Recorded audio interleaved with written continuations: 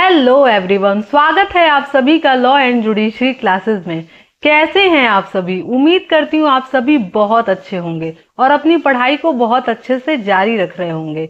आज हम बात करेंगे भारतीय न्याय संहिता के सेक्शन 28 के बारे में और जानेंगे कि धारा 28 जो है वो क्या प्रावधान करता है। तो चलिए फिर शुरू करते हैं आज के क्लास को। उसके पहले एक छोटा सा नोटिफिकेशन कि जिसको भी जुडिशरी, एपीओ या फिर कोई भी स्टेट का एग्जाम या एलएलबी के सेमेस्टर के एग्जाम की प्रिपरेशन करनी है, तैयारी करनी है, मेरे साथ 1-to-1 लाइव सेशन करना है तो बिल्कुल जुड़ सकते हैं मेरे से। इसके लिए करना क्या होगा, कमेंट बॉक्स में कमेंट करिए या फिर पोस्ट या फिर आप डिस्क्रिप्शन बॉक्स में नंबर दिया हुआ है वहां पे कॉल या मैसेज कर सकते हैं। तो चलिए क्लास को शुरू करते हैं। बात करते हैं सबसे पहले किसका, सेक्शन 28 का। अब सेक्शन 28 क्या बताता है? अभी हम लोगों ने कल के सेक्शन में क्या पढ़ा था, 25, 26 और 27, जिसमें हम लोग कंसेंट के बारे में बात किए थे, सम्मति के बारे में, जिसमें एक हम लोग लीगल मैगजीन भी पढ़े थे, वॉलेंट्री नॉन फिट इंजूरिया, कि जो सम्मति देता है उसे क्षति नहीं होती, यानी उसे कोई नुकसान नहीं पहुंचता। लेकिन 28 कहता है, फ्री कंसेंट के बारे में बात नहीं करता है कि 28 जो सेक्शन है उसमें जो कंसेंट लिया जाता है, जो सम्मति लिया जाता है किसी से, वो फ्री नहीं होता है। यही जो है कौन बता रहा है, सेक्शन 28 बताता है। ठीक है, क्या कह रहा है आपका 28 की सम्मति जिसके संबंध में यह ज्ञात हो कि वह भय या भ्रम के अधीन दी गई है। ठीक है, यानी कि आप डरा करके या डर में आ करके, है ना, कोई कंसेंट दे रहे हैं। कैसे, क्या कह रहा है, कोई सम्मति ऐसी सम्मति नहीं है। ठीक है, कोई सम्मति ऐसी सम्मति नहीं है। सम्मति का मतलब होता है सहमति और इसी को हम क्या कहते हैं, कंसेंट। ठीक है, सम्मति ये जो शब्द है वो विधि का शब्द है। ठीक है, विधि की लैंग्वेज है, तो उसको उसी वे में समझिए कि सम्मति का मतलब होता है सहमति और इसी को हम क्या कहते हैं इंग्लिश में, कंसेंट। ठीक है, तो क्या कह रहा है, जैसी इस संहिता की किसी धारा में आशयित है, यानी कि भाई कंसेंट के बारे में बताया है कि आपका कंसेंट कैसा होना चाहिए, फ्री कंसेंट होना चाहिए, यानी स्वतंत्र सहमति होना चाहिए। अगर किसी गलत तरीके से आपकी सहमति ली गई है तो उसको हम फ्री कंसेंट नहीं मानेंगे। अब ये गलत तरीका क्या हो सकता है? सबसे पहले क्या कह रहा है आपका, यदि वह सहमति किसी व्यक्ति को क्षति के भय के अधीन, है ना, कि हम क्या करेंगे, आपको कुछ नुकसान पहुंचा सकते हैं या आपको कुछ नुकसान हो जाएगा, ऐसा कह करके कंसेंट लिया गया।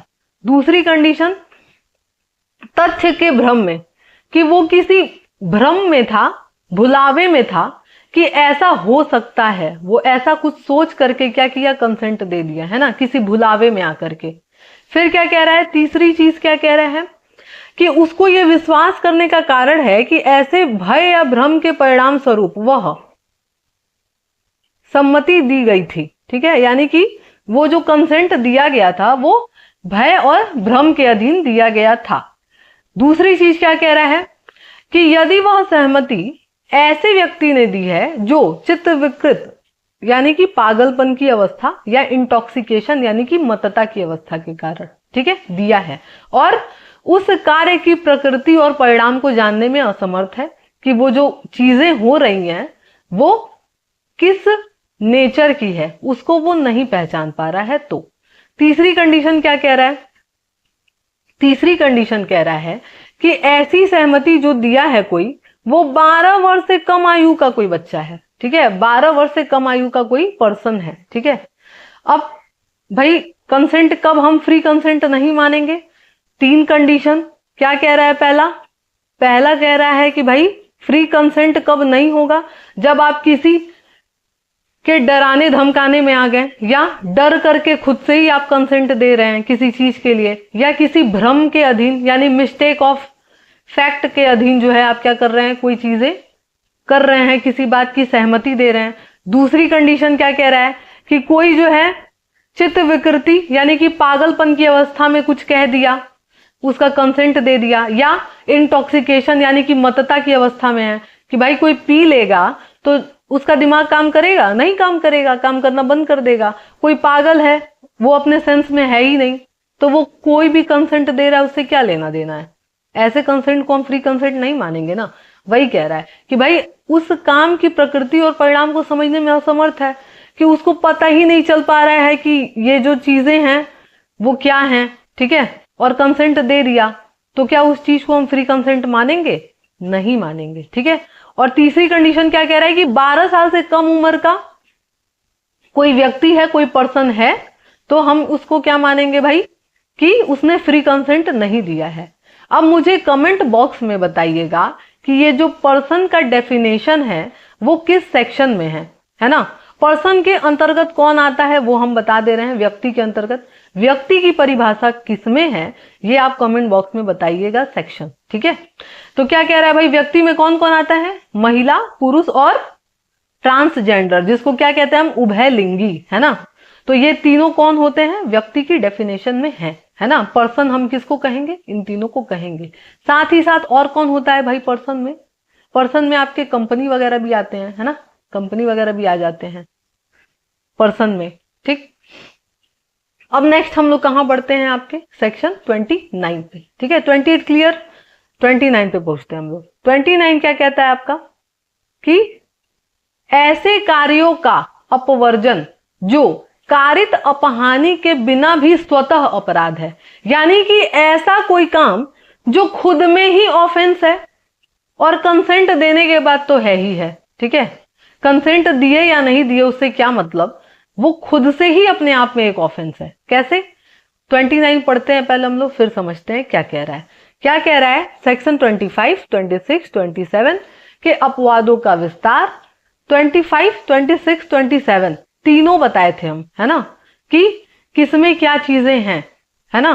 कि 25 में क्या था, है ना, क्या था 25 में? 25 ये बोलता था कि अगर जो है आप किसी का कंसेंट ले रहे हैं और वो 18+ है, मृत्यु या घोर उपहति की आशंका नहीं है और कंसेंट दे रहा है, तो उसको हम फ्री कंसेंट मानेंगे, ठीक। 26 क्या बोला था? डॉक्टर को बचाता है ना, प्रोटेक्शन करता है डॉक्टर का, कि अगर डॉक्टर जो है गुड फेथ में कोई काम कर रहा है किसी के फायदे के लिए, तो हम क्या मानेंगे? कि उसने सद्भाव से काम किया है, यानी कि गुड फेथ में काम किया है, और उसको बचाव कहां मिलेगा? 26 में। 27 किसको प्रोटेक्शन करता था? गार्जियन को, यानी कि संरक्षक को, कि भाई संरक्षक जो है किसी शिशु यानी कि किसी बच्चे का और किसी विकृत पर्सन का क्या कर रहा है?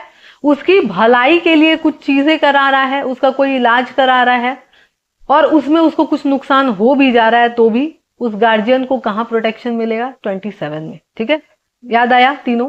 तो यही कह रहा है कि धारा जो है आपका 25, 26 और 27 के अपवादों का विस्तार उन कार्यों पर नहीं है। अब कौन से कार्य कह रहा है नहीं है? जो उस अपहानि के बिना भी स्वतः अपराध है, यानी कि ऐसा कोई काम जो कि आप करते तो अपराध होता, वो अपने आप में खुद से भी एक ऑफेंस है, ठीक है। जो उस व्यक्ति को जो सम्मति देता है या जो उसकी ओर से सम्मति दी जाती है उन कार्यों में कारित हो या कारित किए जाने का आशय हो या कारित किए जाने की संभाव्यता ज्ञात हो। भारी भरकम शब्द है ना, इसको हम लोग इजी करते हैं, ठीक है, कि ये कह क्या रहा है। अब पहले हम लोग इसका दृष्टांत पढ़ते हैं, यानी कि एग्जाम्पल, तो ये अच्छे से क्लियर हो जाएगा कि ये कह क्या रहा है, ठीक है। क्या कह रहा है दृष्टांत आपका? कि गर्भपात करना स्वयं में अपराध है ना, अपने आप में इट सेल्फ एक ऑफेंस है, ठीक है। तो क्या कह रहा है? गर्भपात करना जब तक कि वह उस महिला के जीवन बचाने के प्रयोजन से सद्भाव पूर्वक न किया गया हो, ठीक है। यानी कि भाई मिसकैरेज करना, किसी के बच्चे को उसके गर्भ में ही मारना या मरवाना, है ना, ये क्या है? अपने आप में एक ऑफेंस है, एक अपराध है। तब तक ऑफेंस है जब तक कि उससे उस स्त्री के जान को कोई खतरा ना हो। अगर खतरा रहता है तो डॉक्टर पूछता है ना कि भाई हम किसको बचाएं, मां को बचाएं कि बच्चे को बचाएं। इस कंडीशन में आप किसी एक की जो है बलि चढ़ा सकते हैं। ऐसे नहीं कि आपको ये बच्चा नहीं चाहिए और आप बलि चढ़ा देंगे, तब इस धारा का बेनिफिट नहीं मिलेगा। लिखा है ना कि जब तक कि उस महिला के जीवन को बचाने के प्रयोजन के लिए सद्भाव पूर्वक कारित न किया गया हो, ठीक है, तब तक, है ना, किसी अपहानि के बिना भी जो उसने उस महिला को कारित करने का आशय हो, स्वतः अपराध है ना, कि भाई गर्भपात करना अपने आप में अपराध है, जब तक आप उसकी जान बचाने के लिए ऐसा कुछ नहीं कर रहे हैं, वो भी कैसे, गुड फेथ में, है ना। आगे क्या कह रहा है, इसलिए वह ऐसी अपहानि के कारण अपराध नहीं है और ऐसा गर्भपात करने की उस महिला की या उसके संरक्षक की सहमति उस कार्य के लिए न्यायानुमत नहीं बनाती, है ना, कि भाई अगर गर्भपात करना है ना, मिसकैरेज कराना है, तो उस महिला का कंसेंट ले या ना ले, उससे क्या मतलब है भाई, वो खुद में ही इट सेल्फ ऑफेंस है। अगर वो जो है उस चीज का क्या कर रही है, समर्थन कर रही है, सहमति दे रही है, या उसके कोई गार्जियन सहमति दे रहे हैं, तो वो भी ऑफेंस ही कर रहे हैं, वो भी तो उसमें शामिल हो रहे हैं। भाई जब तक आपकी जान पे बंद ना आए आप इस टाइप की चीजें नहीं कर सकते हैं। क्यों? क्योंकि वो खुद में ही अपराध है, और जब अगर आप कंसेंट दे दिए तो आप खुद भी इन्वॉल्व हो गए उस चीज में। यही ये सेक्शन कह रहा है कि तब तक उस चीज का बेनिफिट नहीं मिलेगा जब तक कि उसके खुद के जान पे खतरा ना हो। ठीक है, क्लियर? चलिए अब सेक्शन 30 हम लोग देखते हैं, धारा 30। ठीक है, 30 क्या बता रहा है आपका? 30 कह रहा है कि सहमति के बिना किसी व्यक्ति के फायदे के लिए सद्भाव पूर्वक किया गया कार्य। तब से हम लोग सहमति सहमति सहमति बात कर रहे थे, है ना, कि कंसेंट ले करके कुछ करेंगे तो क्या होगा। ठीक है, ये कह रहा है कि बिना कंसेंट के करेंगे तो क्या होगा, तो भी बेनिफिट मिलेगा। कैसे? क्या कह रहा है कि कोई बात जो किसी व्यक्ति के फायदे के लिए सद्भाव पूर्वक यद्यपि उसकी बिना सहमति के की गई है, ठीक है, आप कैसे कर रहे हैं, गुड फेथ में कर रहे हैं, लेकिन उसका कंसेंट नहीं लिए हैं, है ना, ऐसी किसी अपहानि के कारण जो उस बात से उस व्यक्ति को कारित हो जाए, अपराध नहीं है। ठीक है, इसको अंडरलाइन कर लीजिएगा, अपराध नहीं है। यदि परिस्थितियां ऐसी हो कि उस व्यक्ति के लिए यह असंभव हो जाए कि वह अपनी सम्मति प्रकट करे। ठीक है, दूसरी कंडीशन, या वह व्यक्ति सम्मति देने के लिए असमर्थ हो और उसका ऐसे कोई संरक्षक या विधि पूर्वक भार साधक कोई दूसरा व्यक्ति न हो जिससे ऐसे समय पर सम्मति अभिप्राप्त करना संभव हो, या कि वह बात फायदे के साथ की जा सके। क्या कह रहा है, इसको सिंपल वे में हम समझाते हैं कि कह क्या रहा है। ठीक है, कि कह रहा है कि कोई बात जो है अपराध नहीं है, कोई काम अपराध नहीं है अगर किसी पर्सन के बेनिफिट के लिए, उसके फायदे के लिए की जाए और उसके बिना कंसेंट के की जाए। अब बिना कंसेंट का हम कब करेंगे? दो कंडीशन बता रहा है। पहली कंडीशन क्या कह रहा है आपका, कि अगर जो है वो ऐसे सिचुएशन में है वो पर्सन कि वो अपनी कंसेंट नहीं दे सकता है। जैसे मान लीजिए रोड पे एक्सीडेंट हो गया, रोड एक्सीडेंट हो गया, ठीक है, अब रोड एक्सीडेंट हो गया तो क्या हम उस पर्सन को जगाएंगे, अरे उठो भाई अपना कंसेंट दो कि तुमको हम हॉस्पिटल ले जाएं या ना ले जाएं? डॉक्टर कहेगा क्या कि भाई उठो भाई, चलो बताओ तुम्हारा इलाज करे कि ना करे, तुम्हारा ये पोर्शन खराब हो गया है, काटे कि ना काटे, ये वाली सर्जरी करे या ना करे? पूछेगा क्या? भाई सामान्य सी बात है कि उस समय उसको इलाज की जरूरत है और तत्काल इलाज की जरूरत है ना, तो तुरंत उसका इलाज किया जाएगा एट प्रेजेंट टाइम। ऐसा तो है नहीं कि उसको उठा उठा करके पूछा जाएगा, भाई वो है ही नहीं समर्थ उस समय क्या करने के लिए, कंसेंट देने के लिए। तो अब क्या होगा कि उसकी कंसेंट लिए बिना हम क्या करेंगे, जो भी हमको सही लगता है वो हम उसके फायदे के लिए कर देंगे। ठीक, दूसरी कंडीशन क्या कह रहा है कि मान लीजिए कि अब वो तो भाई कंसेंट देने के लिए एबल नहीं था, समर्थ नहीं था, और ऐसा सिचुएशन है कि तुरंत हम उसके किसी गार्जियन को नहीं बुला सकते हैं या उसके किसी लीगल रिप्रेजेंटेटिव को नहीं बुला सकते हैं कि वो कंसेंट दे दे। ठीक है, कि घर वालों को तुरंत हम इन्फॉर्म नहीं कर सकते कि पता चला उनका फोन लॉक है, हम फोन कैसे करें उनके गार्जियन को? तो क्या वेट करेंगे उनका लॉक खुलाने के लिए फोन का? नहीं ना, भाई उस समय एट प्रेजेंट टाइम जो ज्यादा जरूरी है वो करना है, भाई उसकी जान बचाना ज्यादा जरूरी है, हम क्या करेंगे, उसकी जान ही बचाएंगे। ठीक है, बाकी चीजों से कोई मतलब नहीं है। ये सेक्शन क्यों जरूरी है, अगर ये सेक्शन नहीं होता तो क्या होता, कोई किसी की मदद ही नहीं करता। वैसे भी आजकल के जमाने में जल्दी कोई किसी की मदद नहीं करता है, और अगर कोई मदद कर भी रहा है और उसको अगर बेनिफिट नहीं दिया जाए तो क्या होगा, कोई मदद करेगा, नहीं करेगा, जाहिर सी बात है भाई, क्यों जाएगा फंसने पुलिस के चक्कर में।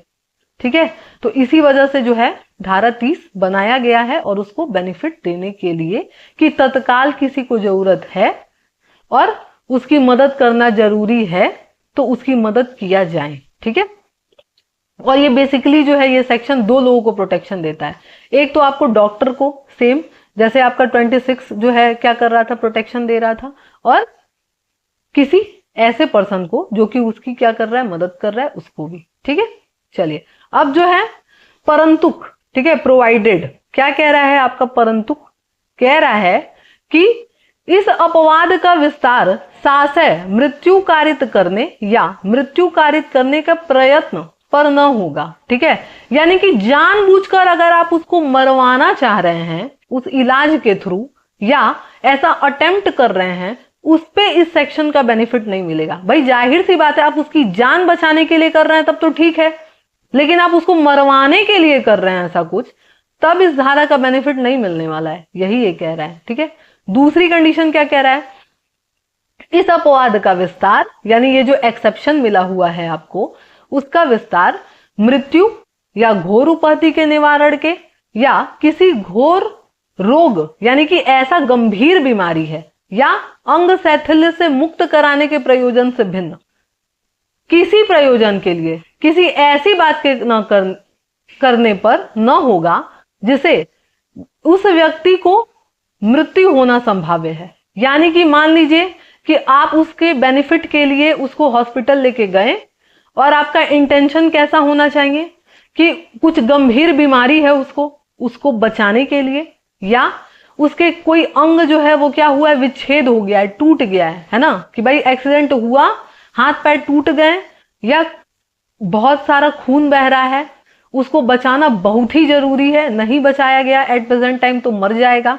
अगर इस टाइप की कंडीशन है तब तो ठीक है, लेकिन अगर इस टाइप की कंडीशन नहीं है और आप जानते हैं कि जानबूझ करके आप इस टाइप का कुछ काम कर रहे हैं कि वो मर जाए, तब इस धारा का बेनिफिट नहीं मिलेगा। ठीक है, तीसरी कंडीशन क्या कह रहा है, इस अपवाद का विस्तार मृत्यु या उपहति के निवारण के प्रयोजन से भिन्न, यानी कि आप उसको जान मतलब मरने से बचाने के लिए कर रहे हैं, या उपहति के निवारण के प्रयोजन से भिन्न, यानी कि कोई चोट वोट लग गया है उससे बचाने के लिए कर रहे हैं तब तो ठीक है, से प्रयोजन से भिन्न, यानी इसके अलावा अगर कोई चीजें आप कर रहे हैं और उससे उसको कुछ नुकसान हो रहा है, तब आपको बेनिफिट नहीं मिलेगा। ठीक है, सबसे ज्यादा जरूरी क्या है इसमें, गुड फेथ। ठीक है, कि सद्भाव से अगर आप काम कर रहे हैं उनको बचाने के लिए, तो क्या होगा, इस धारा का बेनिफिट मिलेगा। ठीक है, लास्ट क्या कह रहा है आपका, लास्ट कह रहा है कि इस अपवाद का विस्तार किसी ऐसे अपराध के दुष्प्रेरण पर भी नहीं होगा, यानी कि अबेटमेंट भी करेंगे आप तो भी जो है इस धारा का बेनिफिट नहीं मिलेगा। ठीक है, वापस से चारों ग्राउंड हम लोग देख लेते हैं क्या कह रहा है। पहले तो हम लोग क्या देखे हैं कि भाई कोई भी चीज अपराध नहीं है जो किसी के फायदे के लिए की जाए और सद्भाव से की जाए। ठीक, फिर क्या कह रहा है, दो कंडीशन बताया।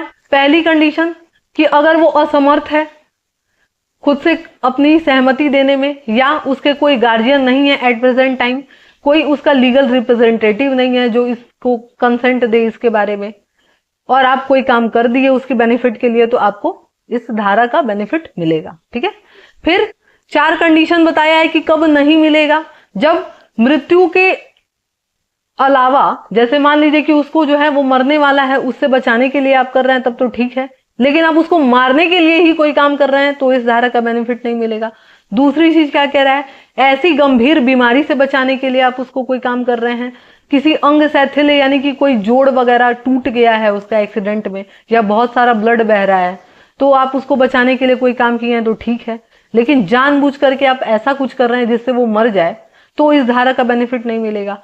तीसरी कंडीशन क्या कह रहा है कि भाई अटेम्प्ट वगैरह पे भी जो है इस धारा का बेनिफिट नहीं मिलेगा, और अगर आप जानबूझ करके उसको क्या कर रहे हैं, उपहति यानी हर्ट कॉज कर रहे हैं, तो भी इस धारा का बेनिफिट नहीं मिलेगा। चौथी चीज क्या कह रहा है कि ये जो ऊपर जितनी भी चीजें हैं उसका अगर आप अबेटमेंट भी करेंगे यानी कि दुष्प्रेरण भी करेंगे तो भी इस धारा का बेनिफिट नहीं मिलेगा। एक और क्वेश्चन का आंसर आपको कमेंट बॉक्स में देना है कि ये जो दुष्प्रेरण है यानी कि आपके अबेटमेंट है, ये किस सेक्शन में है। अभी दुष्प्रेरण तो मैंने नहीं पढ़ाया है, लेकिन अगर आपके पास बेयर एक्ट है तो उसको ढूंढ करके उसका जवाब दीजिएगा। ठीक है, चलिए अब इसके बाद हम लोग क्या पढ़ेंगे, दृष्टांत यानी कि एग्जाम्पल, ताकि इस धारा को हम और अच्छे से समझ सकें। ठीक है, क्या कह रहा है, यह अपने घोड़े से गिर गया और मूर्छित हो गया। ठीक है, अब जरूरी नहीं है, इस जमाने में बहुत कम ही लोग हैं जो घोड़ा वड़े का शौक रखते हैं और चलाते हैं। ठीक है, क्या कह रहा है कि भाई घोड़े से मूर्छित हो गया और गिर गया। अब एक डॉक्टर देखा, लिखा है ना कि एक शल्य चिकित्सक का यह विचार है कि यह के कपाल का शल्य क्रिया आवश्यक है। कपाल का मतलब होता है सिर, चोट लगा, उसके सिर में चोट लग गई है। कोई डॉक्टर है जो कि ये देख रहा है कि भाई शल्य क्रिया मतलब कि सर्जरी करना जरूरी है। ठीक है, क यह की मृत्यु का आशय न रखते हुए, यह की मृत्यु का आशय न रखते हुए सद्भाव पूर्वक, ठीक है, क्या कर रहा है, यह के फायदे के लिए स्वयं किसी निर्णय पे पहुंचने की शक्ति प्राप्त करने में पूर्व क्या करता है, शल्य चिकित्सा कर देता है। क ने कोई अपराध नहीं किया है। इसको सिंपल वे में हम समझाएं कि मान लीजिए ए नाम का डॉक्टर है, वो देखता है बी को कि वो क्या कर रहा है, घुड़सवारी कर रहा था, गिर गया और उसके सिर में चोट लग गया। अब ए ये सोच रहा है कि भाई चोट लग गया है तो जाहिर सी बात है बेहोश हो गया, अब इसको उठा के जगह थोड़े सकते हैं कि भाई बताओ बताओ तुम्हारी सर्जरी करे या ना करे, ऐसा तो नहीं है।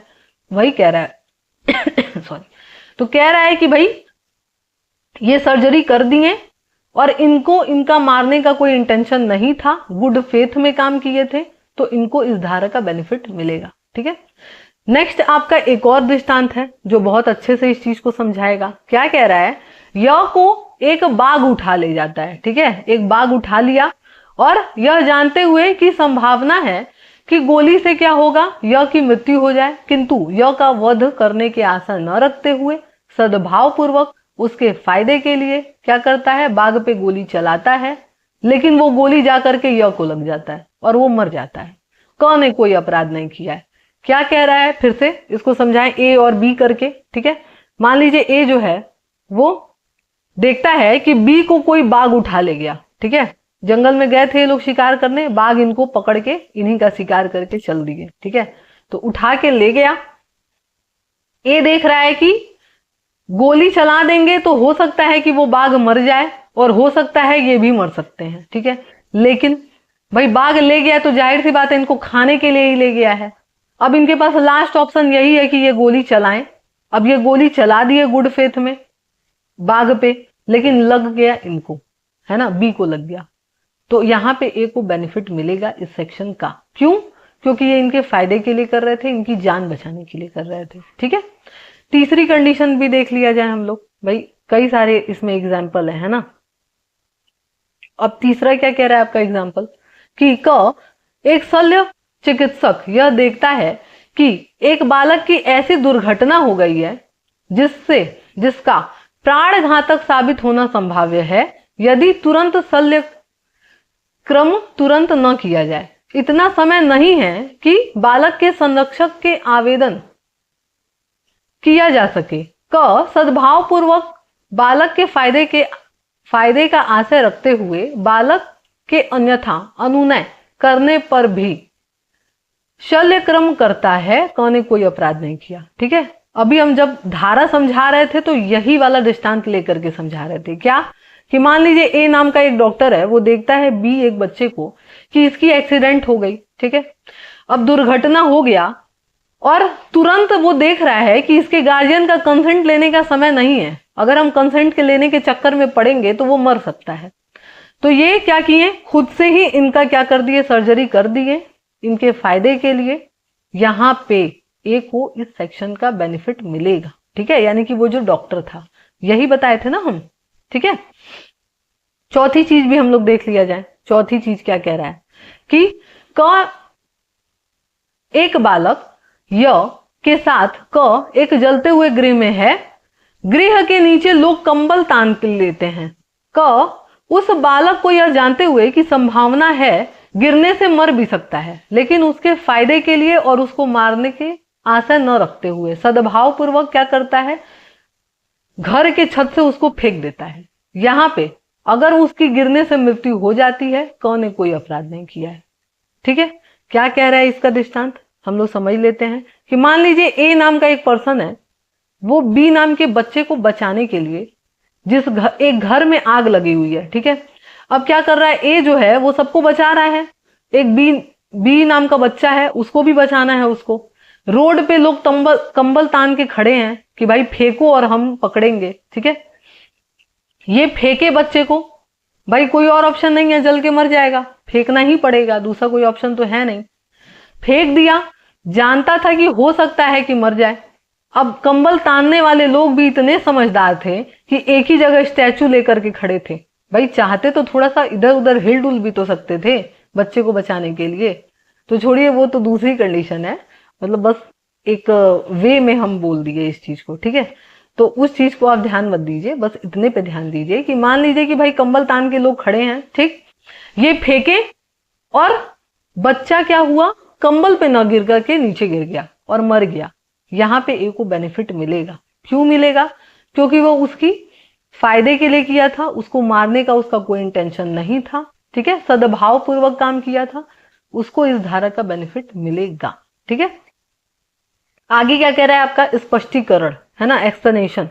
केवल धन संबंधी फायदा वह फायदा नहीं है जो धारा 26, 27 और 28 के अंतर्गत आता है। ठीक है, इसको जानने की जरूरत नहीं है और ना ही ये काम का है, फिर भी हम बता दे रहे हैं। क्या कह रहा है कि केवल जो है पैसे से रिलेटेड चीजें नहीं है, बाकी चीजें भी इसमें इंक्लूड होती हैं, यही कह रहा है। ठीक है, इसको आप स्किप भी कर देंगे तो कोई प्रॉब्लम नहीं है। ठीक है, चलिए वापस हम लोग क्या करते हैं, अपने तीनों धारा का रिवीजन कर लेते हैं, 28, 29 और 30 को। ठीक, सबसे पहले हम लोग देखेंगे क्या, 28 को। 28 हम लोग क्या देखे थे कि इसमें फ्री कंसेंट के बारे में बात नहीं करता है, कि कहता है कि इस कंडीशन में अगर आप कंसेंट दे रहे हैं तो वो फ्री कंसेंट नहीं है। किस किस कंडीशन में?